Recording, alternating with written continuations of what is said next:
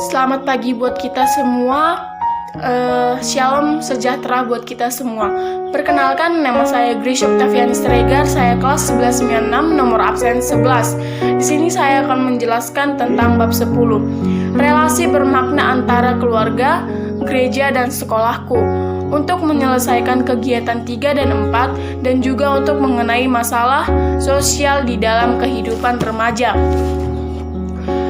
Pendidikan di dalam konteks keluarga, artinya di dalam kondisi ini, kita akan belajar ataupun berinteraksi dengan orang tua dan anggota keluarga kita, di mana kita akan memperoleh pendidikan informal, yaitu terutama melalui proses sosialisasi dan juga edukasi, yang berupa pembiasaan ataupun disebut dengan istilah habit formation. Sedangkan untuk pendidikan di dalam konteks sekolah, apa maksudnya ini? Di dalam konteks sekolah, kita akan memperoleh pendidikan, yaitu pendidikan formal.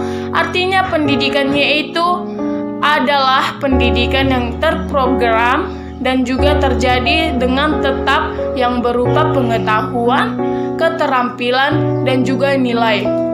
Di sini kita dapat berinteraksi dengan teman sebaya kita di dalam lingkungan yang lebih luas tentunya.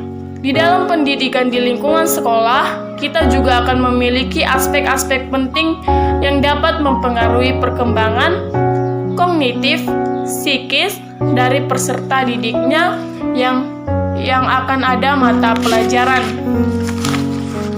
selanjutnya ataupun bahan pengajaran dan ada juga guru pengajarnya. Kegiatan 3.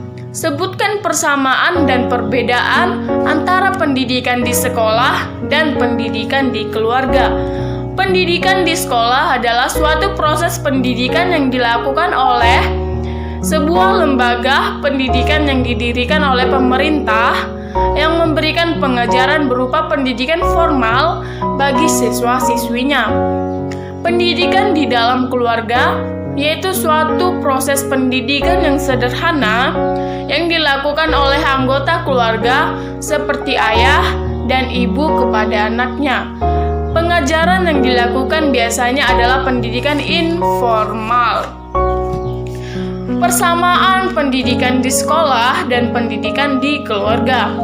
Pendidikan di sekolah dan pendidikan di keluarga mempunyai tujuan yang sama, yaitu untuk mendidik seseorang, baik itu dari pendidikan tentang ilmu, pengetahuan, dan juga pendidikan mengenai sikap dan karakter dari seseorang. Perbedaan pendidikan di sekolah dan pendidikan di keluarga adalah pendidikan di keluarga adalah suatu bentuk pendidikan informal, sedangkan pendidikan di sekolah adalah suatu bentuk pendidikan formal. Kegiatan 4. Hal yang perlu dikembangkan dan dihindari sebagai remaja Kristen. Hal yang perlu dikembangkan adalah 1. Selalu mengandalkan Tuhan. 2. Lebih dekat dengan Tuhan. 3. Rajin membaca Alkitab. 4. Rajin menolong dan bertujuan kebajikan. 5. Mengembangkan minat dan bakatnya.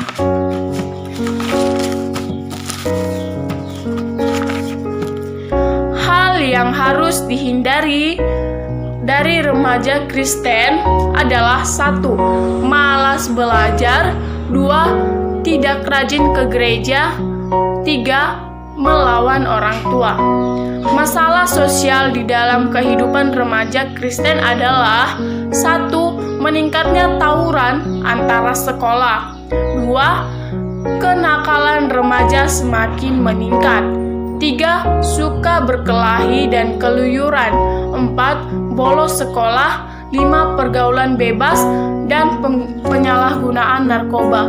Di sini saya menjelaskan dari bab 10.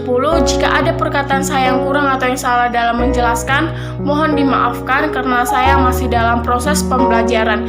Sekian dari penjelasan saya tentang bab 10.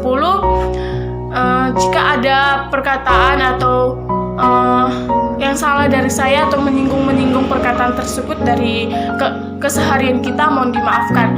Sekian dari saya, Grace Octaviani Siregar. Mohon pamit dan shalom.